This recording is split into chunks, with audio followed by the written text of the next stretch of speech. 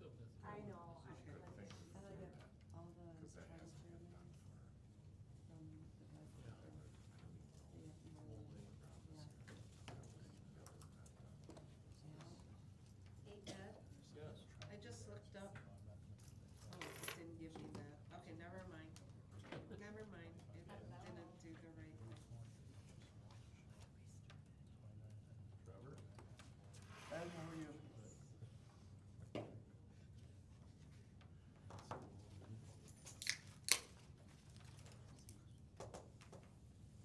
Well, thank you. Pick him up, I can't. Trevor, good evening. Sean? This is what I got from. I don't know if we got really Are we long-winded, but if recording you wanted this? some, I think you really wanna talk to Pardon? about the news Recording. people. Oh, yeah, So we just put something together okay. for the newspaper, so I'll give you this is what we came up with, you tweak it to whatever, Okay, but that's what we came up with. perfect. So that Sounds we can good. get something in the paper for you. Sounds good, thanks Thank you. Heidi.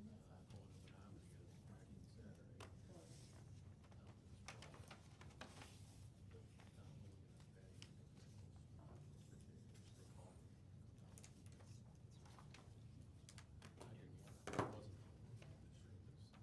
Did Dean or Ross say they were gonna be here or not yet?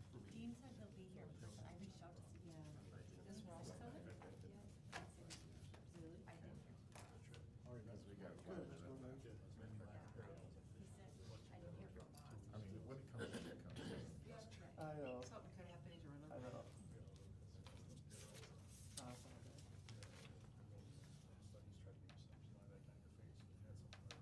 Yeah, no, definitely.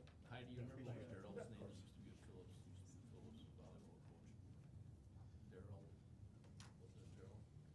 If The one Phillips, that as long as I've been, communicated. as long as I've been roughing, it's been Colin. No, okay, that's you're way out of the.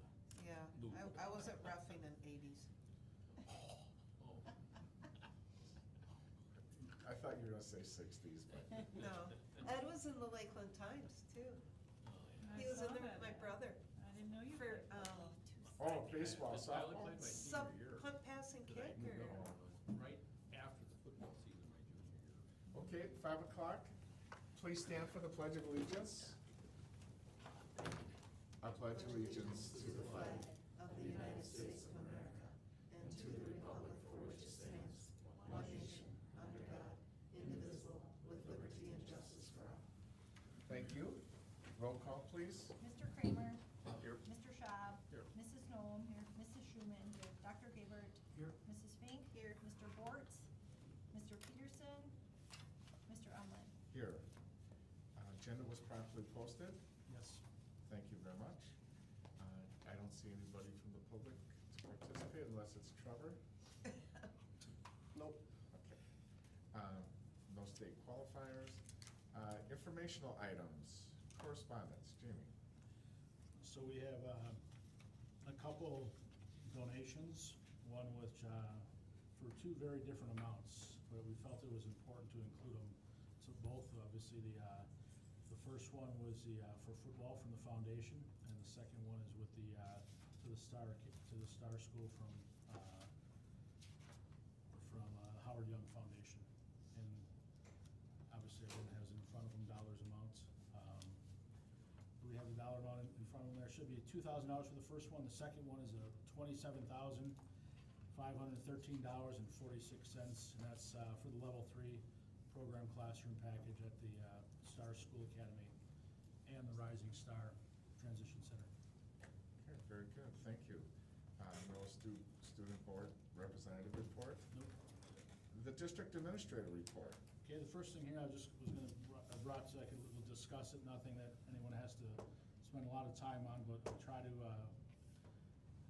Dave was the one behind this one, just a little share of the evacuation drills, and whether it's fire, tornado, whatever it is, just to share that these are kept, whenever something happens, or if there's a drill of any kind, that we just keep pretty good records of it, and it's done at the high school level. It's obviously the data and the time and who's involved and what the type of drill it comes down to. So nothing more than just informative from that we're keeping track of, whether it be fire, tornado, or safety or other evacuations that consist throughout the year. Continuing on, everybody has in your package, you have a lease agreement. This is for informational only. I'd like to start though, before we talk about that, and, continue on the update. There's a question you kind of think about from a short reflection standpoint. How great is it that all of us, in whatever roles we have such a place in shaping the district as a whole? It's a pretty cool thing when you think about it for all of us sitting at the table here, and there's so many more people involved. It's pretty neat when you have the chance to collectively shape a district as a unit. Continuing on, there's a few more informational items I want to share. The first day is back for the new staff, and the entire staff went great, highlighted by inspirational talk by Mr. Massey at the campfire. Open house is tomorrow night, 3 o'clock to 7 o'clock. Grade 9 students will be starting on Friday. All students will be here on Tuesday. Erica's working hard to get financials, and we're working around the clock in an attempt to catch up. We keep in mind, we understand the importance for across the board to everybody, and the nervousness and the awareness of the finances. And we're trying to close the book on 24-25, but also work on the budgets for 25-26. So it's front and center. The other piece is the lease that I mentioned just briefly a second ago. It's not for an action item, just informationally, so that everyone has access to the Star School Transition Center. And so at some point in time in the near future, it'll be some type of an action item. But it isn't at this point in time. I have a question on that. Mm-hmm.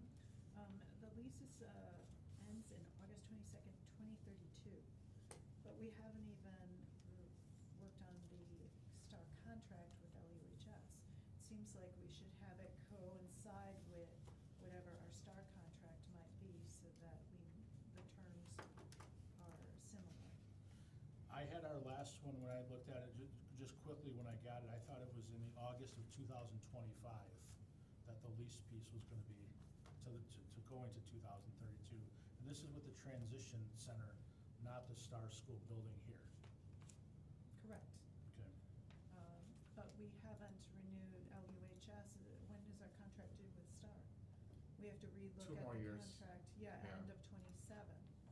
So it seems kind of odd, because there are costs incurred in that, additional rent fees that we need to be aware of. Mhm. So I would think that we'd want those two contracts to be concurrent with each other. I'm certainly not against that. I just thought, since it was shared with me and Greg sent it to me, I tried to just do the due diligence and make everyone aware at this point that it just came in.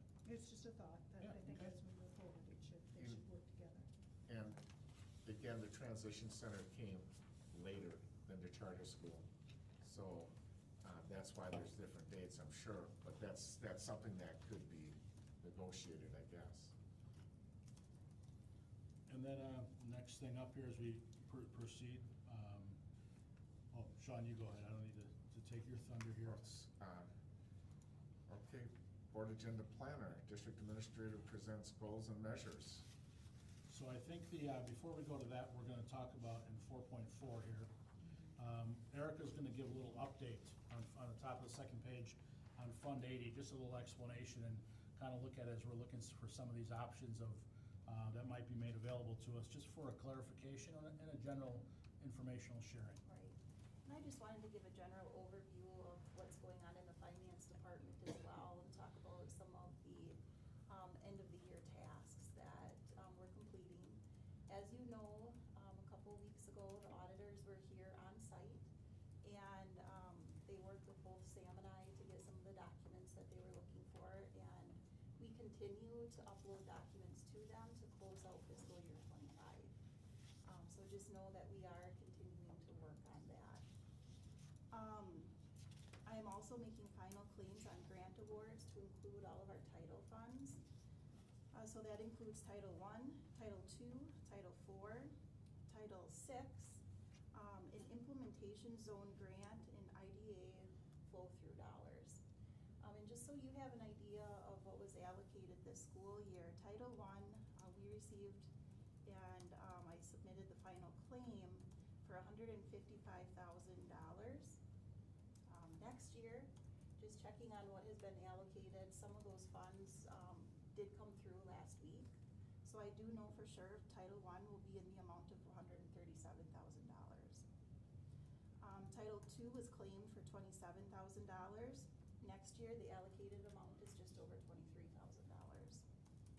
Title IV we received and the claim was submitted for $11,265.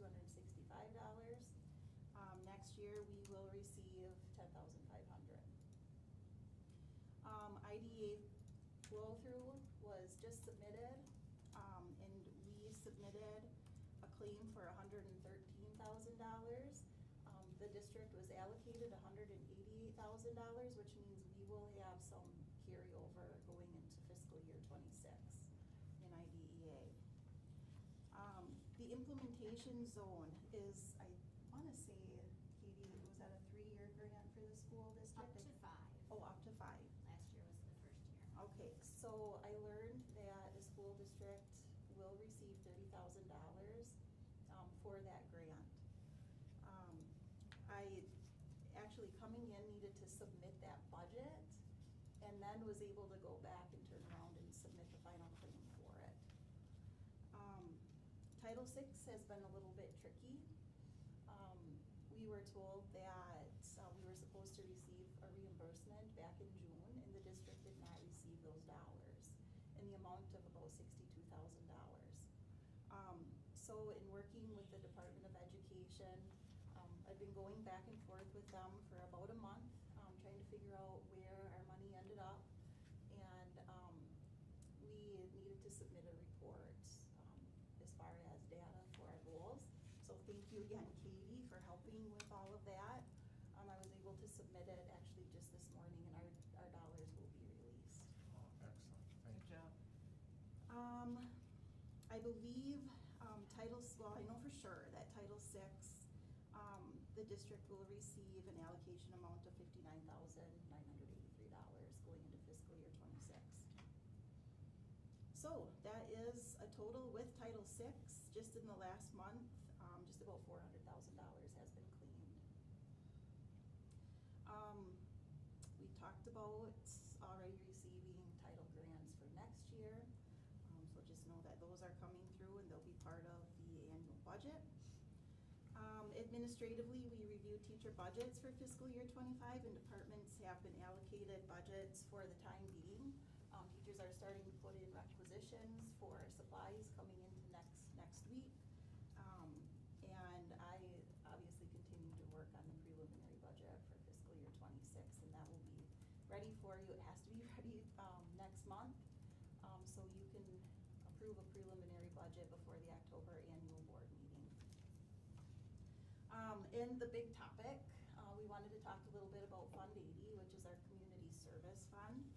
I wanted to check that the district did have a policy for community services fund, and you do. It's policy 6236 if you wanted to take a look at it. I've seen some fluctuations in the revenue limit worksheet as far as what the district has been levying into Fund 80. For fiscal year '25, I believe you levied $35,000. The year before that, we levied nothing, and the year before that, it was 68, I believe. No, actually, nothing for 22-23. I think 68 before that.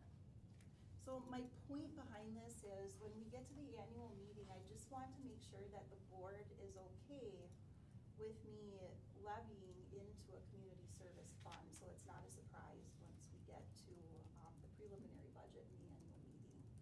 There are some items that we can move into Fund 80 as far as our SRO services. The way the district pays for employees to provide community services.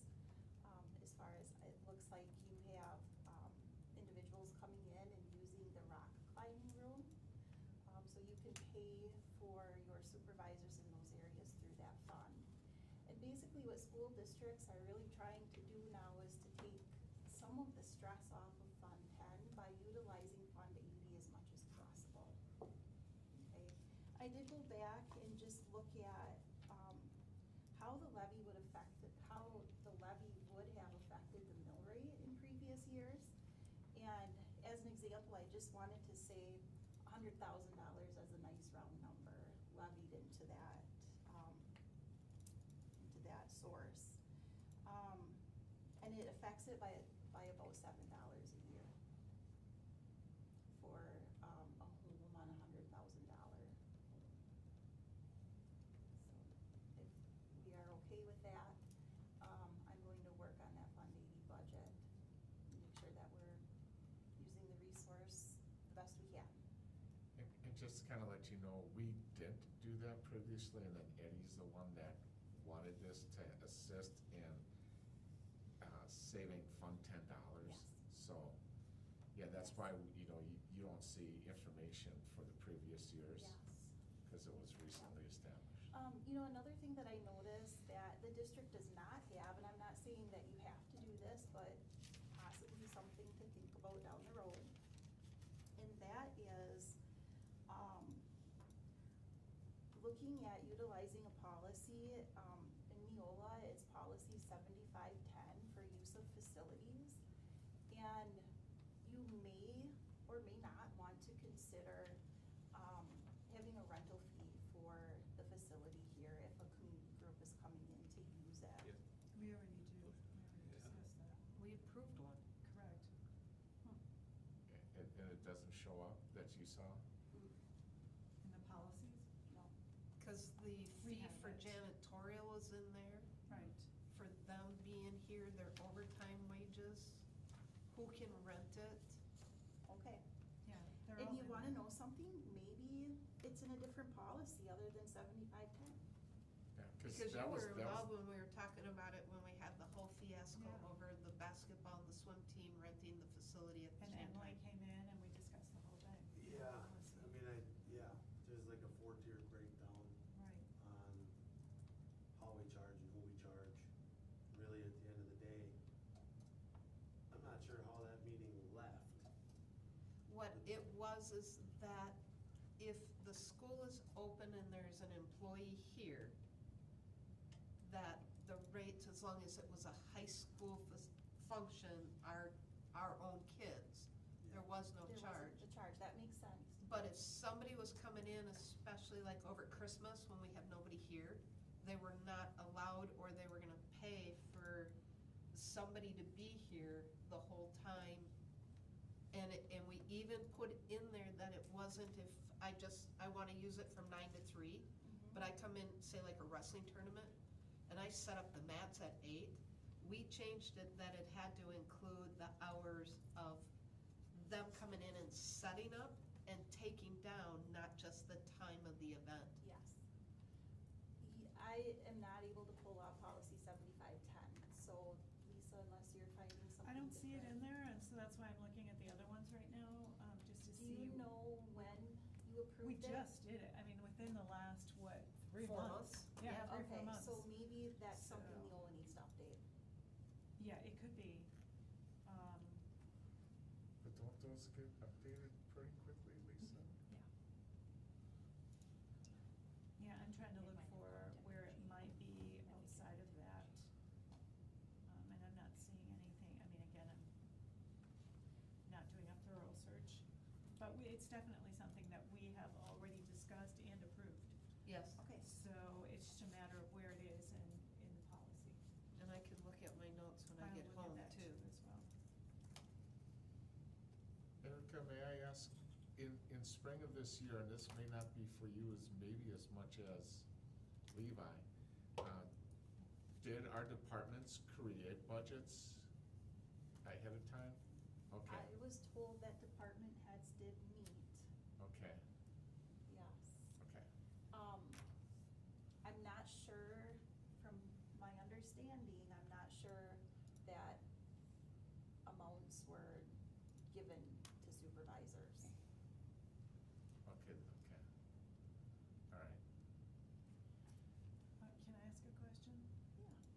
You're wanting to increase the tax levy, for Fund 80. How much are you wanting, what's the current tax levy for Fund 80, and how much are you wanting to increase that by? So So looking back at, I'm just gonna, take for example, 24-25.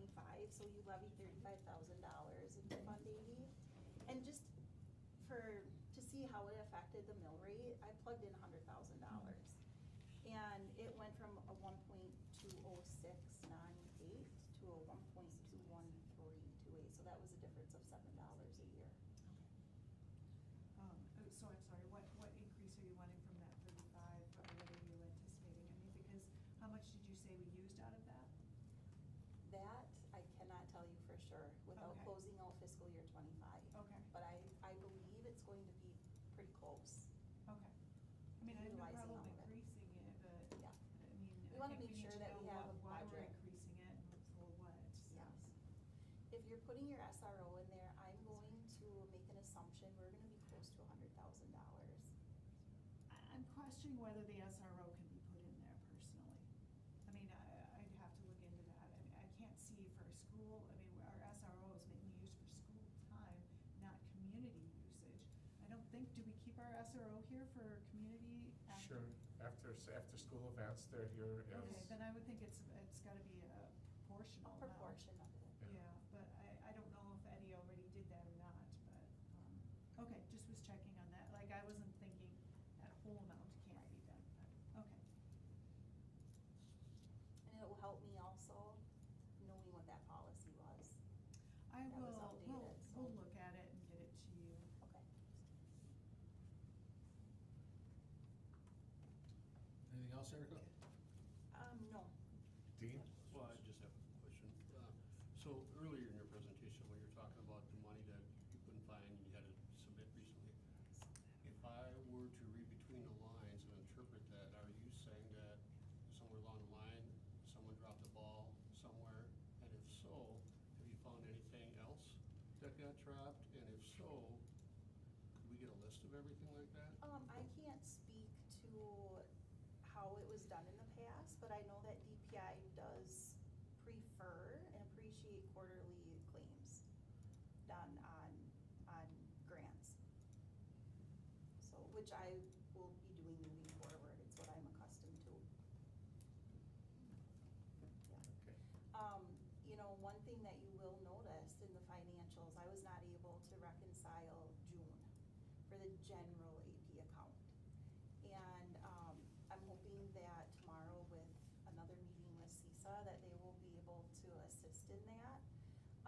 But I did find that the Title VI had been booked as a receivable already, and we hadn't received the funds.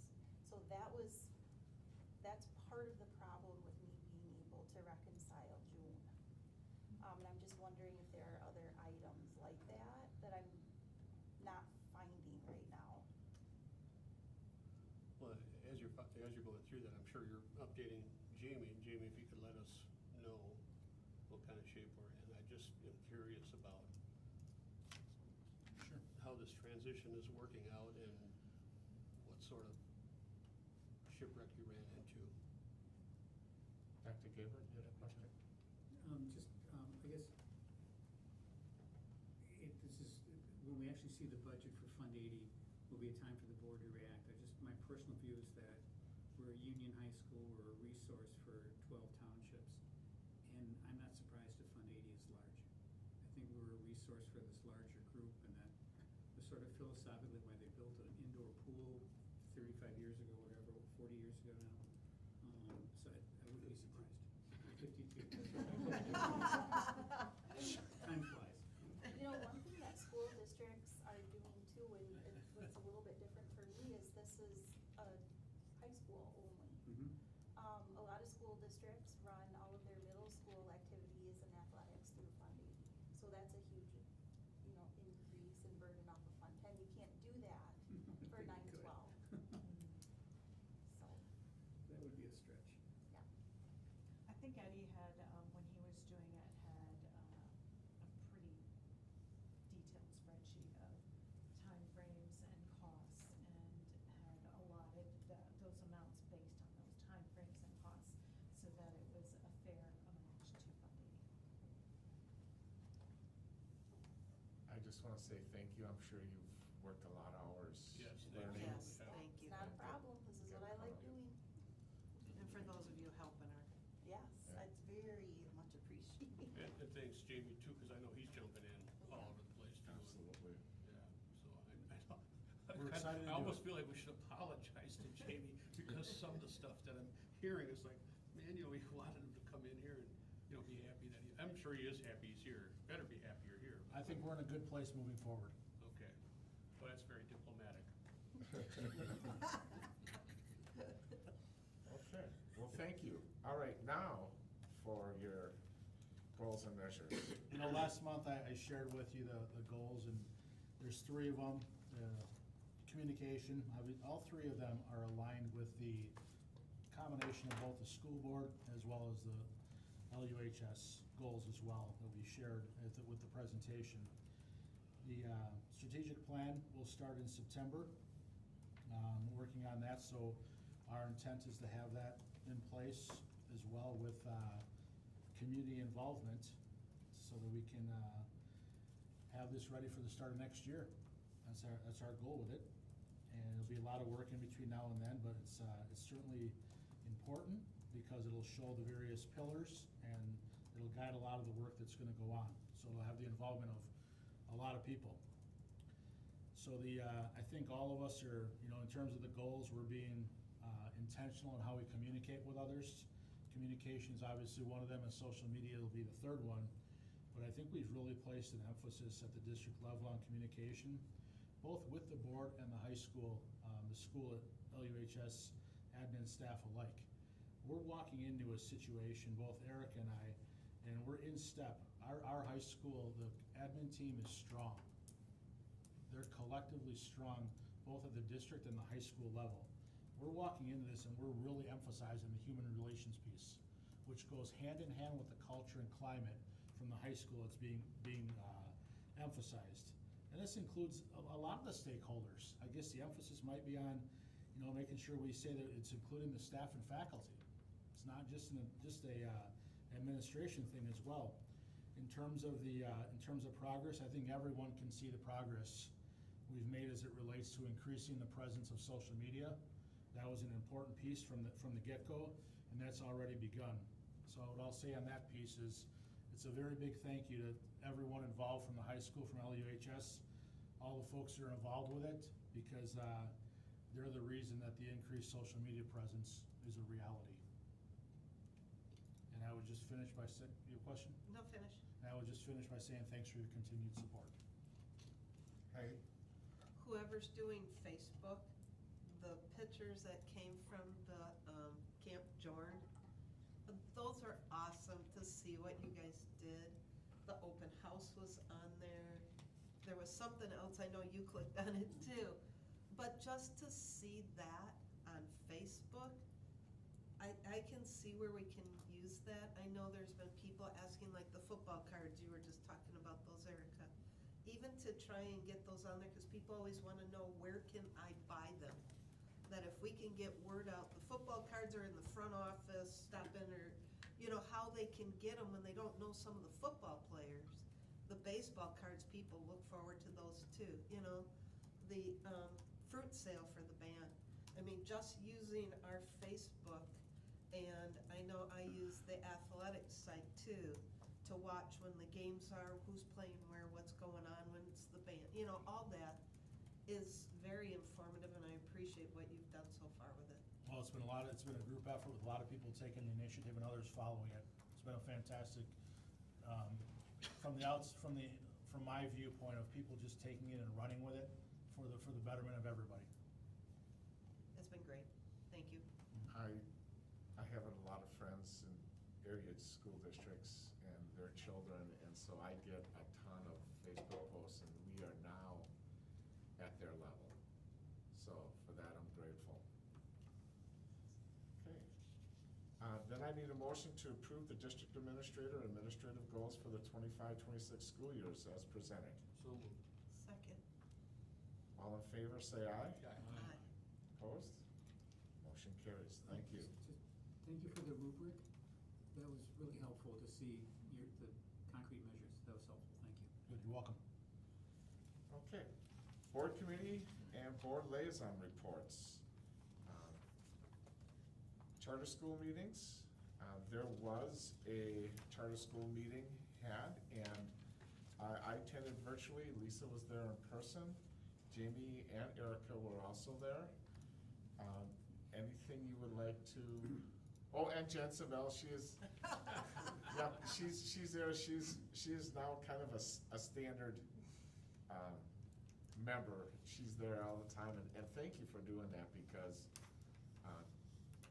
they like you, and in building that relationship is so important.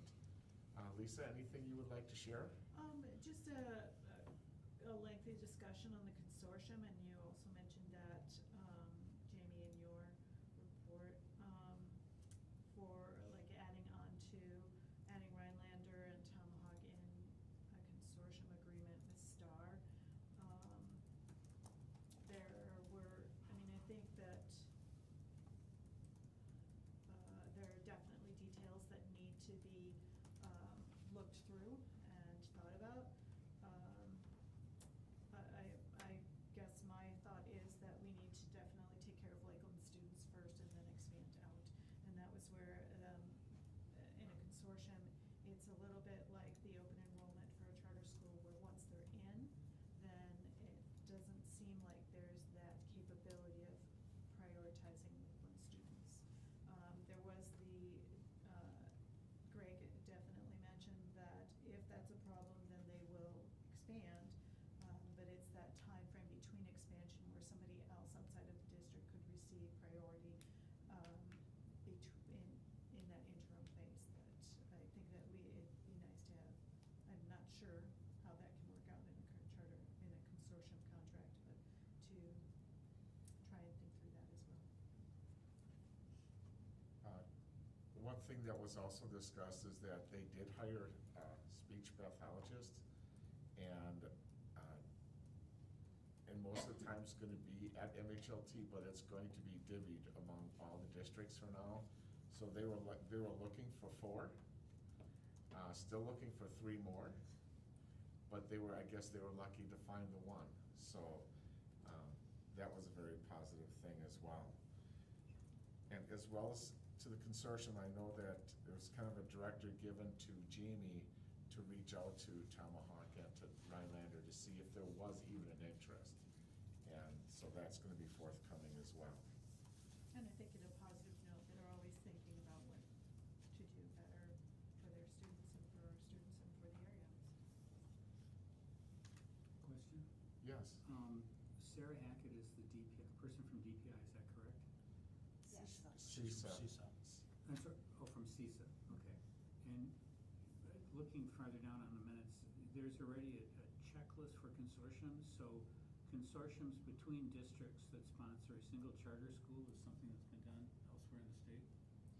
Working with Sarah is going to help us, like, figure all these things out that Lisa is talking about. That's going to help us, cause she's very aware that we have these concerns, and so she is working directly with the DPI on the consortium contracts, all of that. So she's researching that.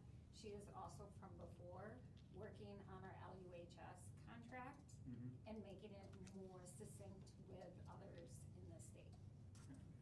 So I would imagine that there are magnet charter science schools that have special expertise or equipment that would be a draw, where if you had a consortium, there would be some concern that the home district students might be displaced.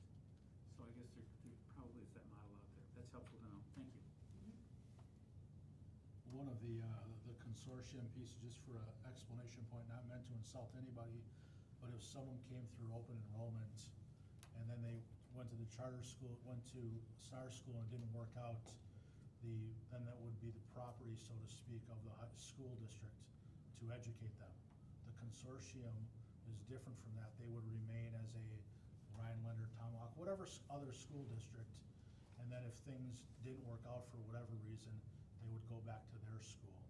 But when they're part of the consortium, would be billing them for the services that are provided at Lakeland, just for a clarification piece.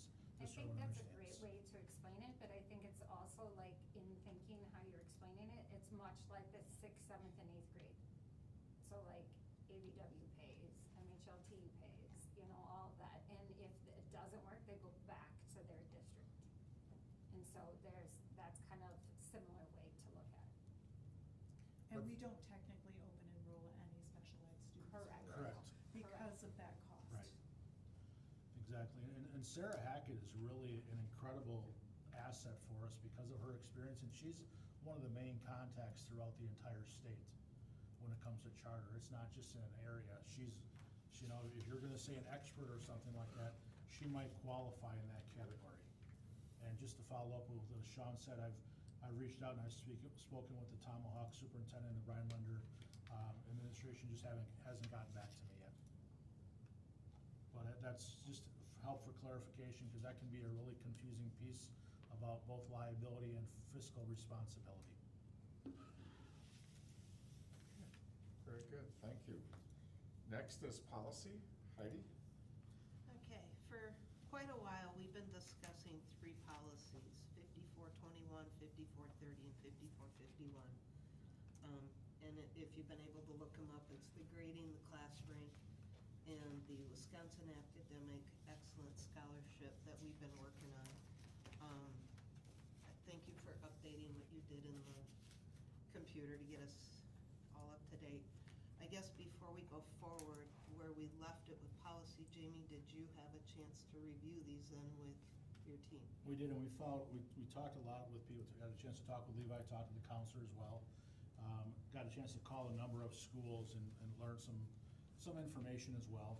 You know, with any of these things, there's always information on both sides, depending on who you call and what the circumstances are. You know, I give you a couple examples here, like a lot of it comes down to the weighted grade piece and whether Law Day by itself is the direction we want to go as a school district, as much as anything. You know, and so I'll point out a few different things about the weighted grade piece. You know, in Madison and everyone, you know, obviously that's the cream of the crop school. Anything for admission that way, that has weighted grades, they would factor that back on a 4.0 scale, is what they do. Something like there's a school like MSOE, all of their top scholarships, they also factor as a 4.0. And if some schools have weighted grades and it's higher, then they put the factor back to a regular 4.0. The direct admit or early admit, it's the same process for the state schools as well. And, you know, and one of the things that people aren't really taking into consideration is when you attend a school, or you apply to a school from, let's say, Lakeland, and we use an example of a different school, if we have 28 AP classes and a different school has 2 or 50, we're not all put in the same pool.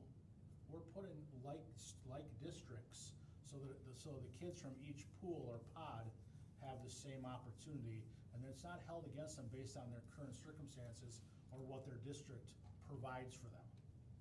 So that's an important piece, and I'm not sure that's known across the board. So I think that as I went through all the way through, and obviously talking to Levi, talking to Jen, talking to the counselors, but also the other advisors, you know, from the collegiate level. It doesn't mean that things can't be done from a weighted standpoint, but I feel like the weighted piece, it being intentional is more so for the excellence scholarship than it is anything else. And, you know, our Law Day system, our graduating class of 28, 27, and 26, they haven't experienced the whole 4-year flavor of this yet. They've just gotten, they have 3 years. This will be the first class of the Law Day finishing through. And, you know, and obviously they're in the process of unweighted grades. And, you know, so I guess in a nutshell, I mean, we didn't ask for a recommendation, but I'll just continue on. We recognize seeing the current senior class through before any changes are considered. So we can have one, otherwise we're changing initiatives before a system partake an entire 4-year career, high school career, before the Law Day would even be considered. So I guess I'll say this, you know, out of all the schools I've contacted, there hasn't been one college admissions department that utilizes weighted grades without recalculating to unweighted. And that doesn't mean that there aren't some out there. That's just the ones I contacted. To unweighted and the utilization of a 4.0 scale. So I guess to follow up with it, Heidi, is I'd say as an administration, our recommendations for the LUHS system to continue. I don't think we were questioning the LUHS system. We were only questioning whether it was gonna be weighted or unweighted for the Wisconsin Academic Excellence Scholarship. Okay? There's nothing, in fact, our change in the policy was that it would be unweighted for the LUHS system and weighted for the Academic Excellence Scholarship. We're not condemning it or getting rid of it before it's even started. All we're saying is that it's the one area that a valedictorian is needed for the Academic Excellence Scholarship, and in that area, to align it with the LUHS system, we are wanting it to be weighted because that's really what the LUHS system is doing for honors, AP, and other courses, is just to align it in the same way that the LUHS system is. But we're not getting rid of the LUHS system. Okay, and then continue on, just utilizing it, keep maintaining the LUHS system and utilizing a 4.0 scale without the inclusion of the weighted grades as a LUHS system reward. It rewards the rigor for students. I'm sure, Levi, you have a few things you might want to add to it or say, so if it's okay, we'll continue on and let Levi add some expertise in the area. I mean, I think one of the conversations that we had talked about last time was to dig some research into some of the things that go along with it. So I went back through, I took the previous 5 graduating classes who've all been evaluated for the Wisconsin Academic Excellence Scholarship on our current board policy, GPA first, then by tie breakdowns. So I went back and applied a weighted scale. I'm not able to do that computer-based because we couldn't change our infant campus system to do that, so I went through and did those all by hand. And I am hopeful that my math and calculations were right, but in 3 of the 5 years, we had no significant difference between the top student who had received the Wisconsin Academic Excellence Scholarship, and in 2 of the 5 years, we had a difference in that regard. So I definitely understand from the standpoint when Lisa was raising that last time as to the breakdown of the Wisconsin Academic Excellence Scholarship, that there was a discrepancy in 2 of those years. So the next place I went to that then was looking at the amount of money that we give to students through our scholarship process, because the scholarship committee that meets tries as much as we can to balance the amount of money that we give out to our top students, because they're all achieving at high levels. And so in going through, there was not a significant difference between any of the students with the discrepancy of those rankings. So one student may have received the Wisconsin Academic Excellence Scholarship, but somebody else may have received the Dairyman Scholarship or something as we go through. So we noticed that the financial differences between it and the impacts on those families wasn't huge. As a matter of fact, there were a lot of students who didn't receive the Wisconsin Academic Excellence Scholarship who actually received a little bit more money sometimes because of how the criterion for those broke down and fell into place. So as I went back and forth on it, then I came back to that statement of the why, and I just feel like, to back Jamie's statement, is our reason as administrative staff for supporting just continuing forward with the unweighted grades and the LUHS system just aligns philosophically to the direction that our school district has been moving and going, and supporting all students to grow to the best of their abilities, and not trying to play the game per se to calculate whether or not they can receive this scholarship, because ultimately in the long run, the money ends up being very similar, if not the same. There was a conversation, I think, too, there was a statement made about whether or not a student would change their school if they knew they were gonna get the Wisconsin Academic Excellence Scholarship. The scholarship actually has criteria that you have to be admitted to. You have to have applied, been accepted to, or admitted to these schools prior to that application for the Wisconsin Academic Excellence Scholarship. So a student can't decide if they're going to go to the UW school only if they get the scholarship or not. They have to have made that determination to be going to an in-state school prior. If the student then would have gotten the scholarship and they choose to not go to a school like that, it just transfers to the next person. So we have to list alternates when we do submit that to the Higher Excellence, or Higher Academic Aids Board. And within all this as well, that board also provides a Wisconsin Technical Excellence Scholarship, which goes to a student going to a 2-year or a vocational school. So we also do have students that are in that category as well, and showing just how, money is supported through to those students. So ultimately for me in going through, I think Jamie said it best, we're on the same page as an administrative team with the recommendation. I'm gonna test your memory bank, okay? If you go back 3-5 years, the student who would have earned the scholarship, did they attend a qualified school to use, or did they go to a different school? I'm testing your memory. If you don't know, that's fine. Yeah. 3 years ago, yes, our top student went to UW-Madison. I believe our top 2 students went to UW-Madison. 4 years ago,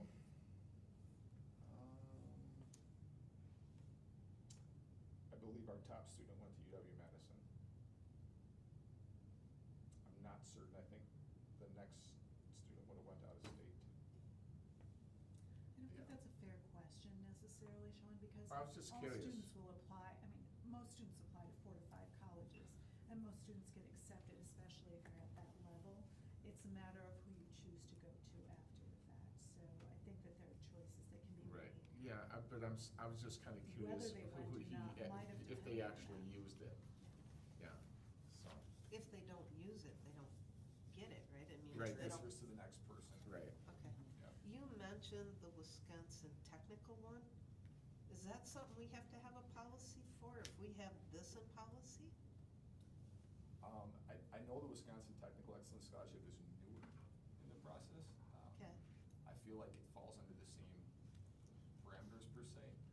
Our tiebreakers usually are different there because once you get below a 4.0 GPA, the thousands of GPA tend to differentiate, but we still technically do follow the breakdown because it's class rank breakdown, it's not necessarily scholarship rank breakdown. So the tiebreakers that we use, say for our 4.0 and our top student, are also used if we need to separate the academic, the technical excellence scholarship. Okay, but my question is, do we have to look at possibly adding a policy? Potentially, we can look into that for sure. I mean, if we have Yeah. this one, do we need to add that one? Yeah, that's a good question to look into. Okay, Then that might be something, question for Steve. so I'm then, not sure is it a state-initiated scholarship? It comes from the same place. Okay. I'm just thinking if we have this one as a policy, if we have to do that one, if you can just let us know, so if we do have to do something, we get it in policy. You mentioned class rank. Since we have a policy now that the Wisconsin Academic is, apparently we approved in April or January or something, there's been a conversation on that it did get changed to weighted and you guys didn't know, and then you're using class rank. Does that throw things into a monkey wrench because we got one weighted and one not?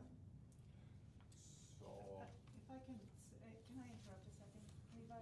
I don't think that if the policy is not clear on where the weighted and unweighted is going to be aligned. Does that make sense? Like, you guys could stick, the policy basically just says, here's what we do for weighted grades, here's what we do for unweighted, but it doesn't say that that's where that would apply. That's why we made that clarification in this last policy meeting, is that the unweighted would apply to the Laude system because you're already allotting for those differences in the Laude system, but the Wisconsin Academic Scholarship does not do that. It doesn't have a Laude system next to it. It only has the GPA, so that's why we're saying that the weighted then would apply only to the Wisconsin Academic Excellence Scholarship, because then it would align with what you're doing with Laude. And so for lack of a better term, I felt like maybe it was not very clear in our policy where it would apply.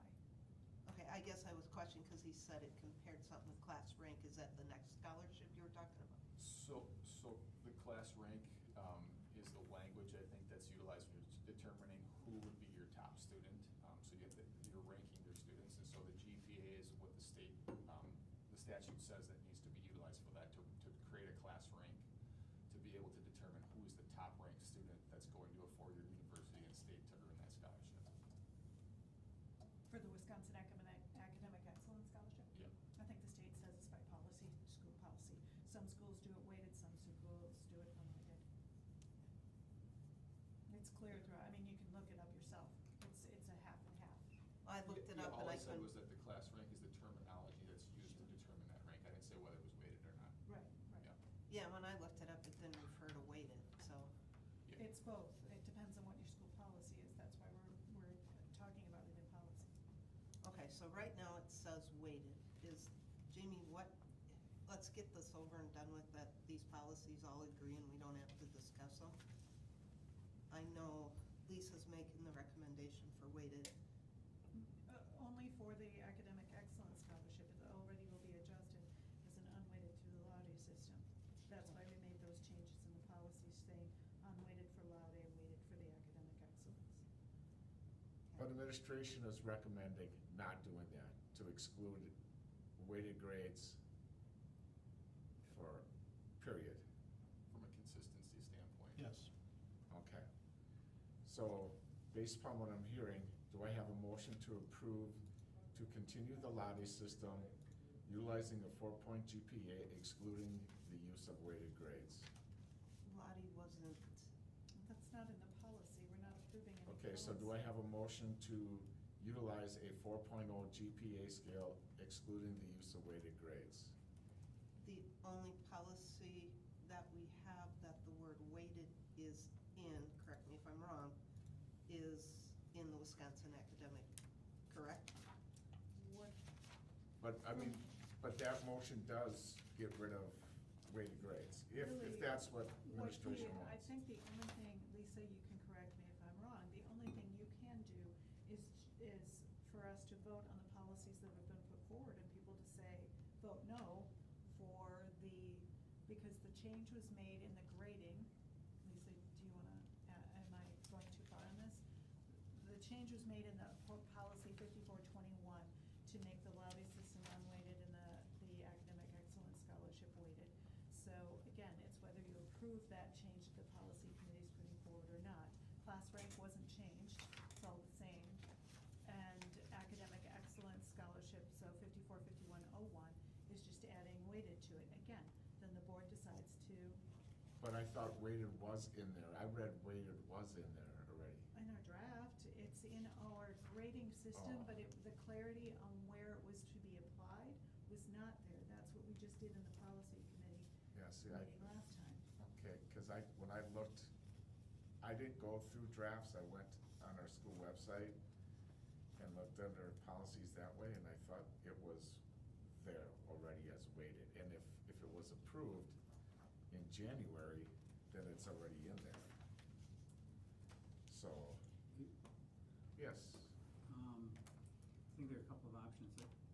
Thank you for letting me attend the last policy meeting. I'm happy to attend more if you think I add value. Definitely.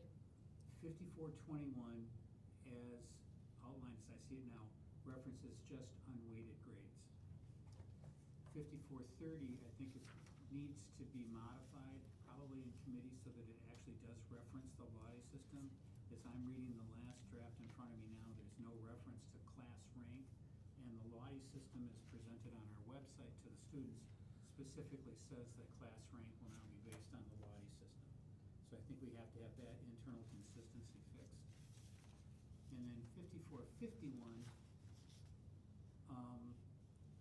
is the one that has the weighted phrasing put in place, which if we took the policies separately, then I would say I would be opposed to 5451, because I personally think that it should stay as unweighted.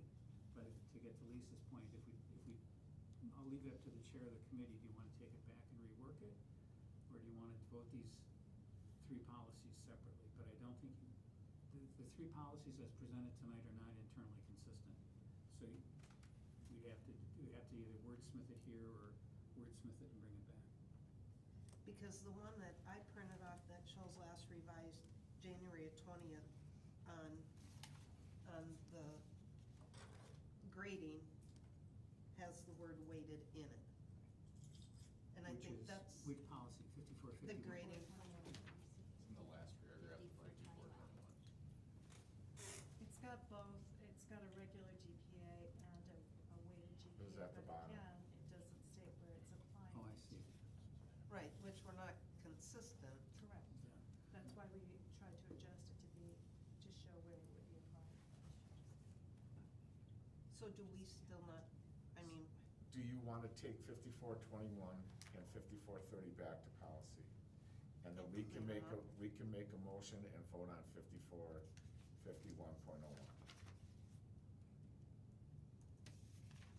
yeah, I mean, technically, still 5451.01, you'd have to put weighted or unweighted. It's one of the. But we would, if, cause right now, is there weighted in there? I couldn't get into policy, yes. Yes. It says highest GPA, but then we also have in our grading, we don't list whether that GPA is gonna be weighted or unweighted, so you'd have to list that in the academic. So in that 5451 draft right now, is that in there, that it's gonna be weighted? It's listed as weighted. Okay, so then that's what we would either have to vote for or vote against. Correct. Yes, Dean? Does anybody see a way that we could wordsmith all three of these tonight, right now, in like No. 5 minutes? No? Okay. but it seems like the question is, Well, The word I weighted. didn't, I guess my next point was, and just go with unweighted, skip the weighted, and just get it done tonight and be done with it. It wasn't presented that way, Dean, so that's why I'm saying, if you're gonna bring it back, we either voted no, but it still leaves it ambiguous as to whether it's unweighted or weighted. Okay. This is, I'm just trying to get, we're gonna take 5421 and 5430 and take it back to policy, Heidi. okay, But we can vote yea or nay to have weighted grades with 545101 for the weighted. you'll be removing the Remo- word weighted. weighted. Which leaves it again ambiguous as to whether it's unweighted or weighted. So do we need to take that back to policy then? Yes. So that, okay. Okay.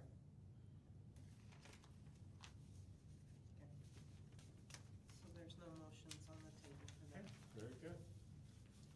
Except for the technical changes, right? Yeah, and we'll review them before we bring it back again.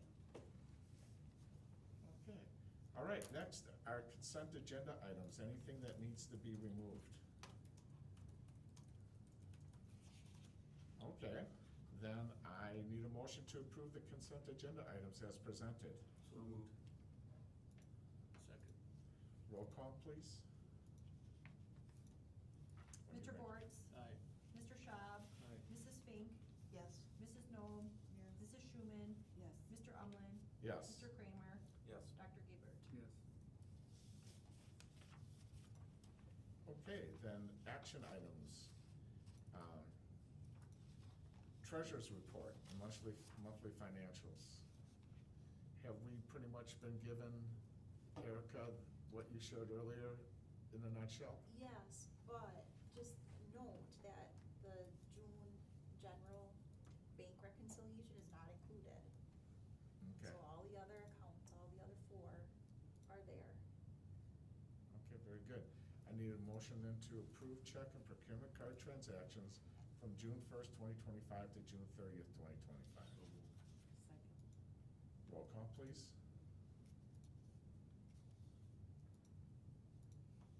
Mr. Schaub? Yes. Mrs. Fink? Yes. Mrs. Noem? Yes. Mrs. Schumann? Yes. Mr. Umlin? Yes. Mr. Kramer? Yes. Dr. Gebert? Yes. Mr. Bortz? Aye. Okay. With that said, then, we don't have anything that's moving into closed session, and nothing else you need to share with us? I'm sorry, Sean, did you skip the approval of the board meeting minutes? That was part of the Part of consent. Oh, consent, okay, all of that together, okay, just checking. Okay. Anything that needs to be put on the next agenda that you wanna see?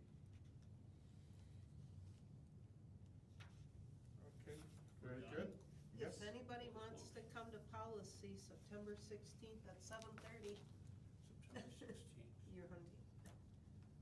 We'd welcome you, I I'll mean, be here. anybody who wants to come. Well, very good, then I need a motion to adjourn. Second. All in favor, say aye. Aye. Opposed? We are adjourned, and thank you everyone for coming, showing up. Okay, so how do we go about funding what we own? So we're not getting into closed session. I have it all, I don't know why, That was only in case we needed to. Yeah, if you don't put it on, we can't go in. Oh, what number is it? Yeah, and, I guess he wasn't, so, Okay, we're okay. Yes. Thank you. so if we do something with Takes a O1, while. we have to do something. Oh, you're already preloaded? Okay, I guess I didn't even realize that one was there, so, okay, then we'll look at that. So that they're all consistent. Okay. So what I do after every board meeting, I send a lady email to And then those are the following policies. this lady. If you go back up. Then I will type up some thank you letters for those two donations and get them to Lisa. Well, it'll be one to include both, because they both came from the I foundation. sent that email in April. Peter today? Okay. I got some back from them. Yes, one for the football and one for the three. So I'll just have Are we able to print something a to separate get paragraph that into? talks about supporting our student athlete, and the other one talking about Well, they're special right needs. there. If you go in now, you have access to this too. All these policies. At the first term, really? So what I did, They're ready for me. I put them in there in April. Sure, yeah, well, Oh, thank you. there were a number, These shouldn't when I be. first started teaching at Conwalk, Olympia Village hosted I don't know. state decker competition, but we outgrew that, so then we went to But Milwaukee, so it's right there. Eric It's right there. able to print it out? and then we would stay at the Frister at Milwaukee. You know, so all the award sessions would be at the old Bucks, I forget what, the Mecca. At the Mecca, that's where all the award ceremonies would be, the opening sessions. And then, but then throughout, the different hotels would host different competitive series. And then we were in Milwaukee, I'm gonna say maybe 4 or 5 years, and it just became too risky. So you can get that to her. And then we went to I'll show her Madison what we've done. for, I'm gonna say, 3 or 4 years, and then we got kind of kicked out of there, we just got too big, and then now they're at the Grand Geneva. Cause then they can use the Grand Geneva, and then also in Lake Geneva, that's where State Deca is, and then they use, yeah. when you go into the Grand Geneva, they have that big hotel with the water park, so we use both facilities, so. This is a lake. So that's just my little history of the Pfister Hotel. And I remember, it was, Kimberly, a student, like on the 10th floor, 9th floor, dropped a can of soda and hit a lady on the head. And so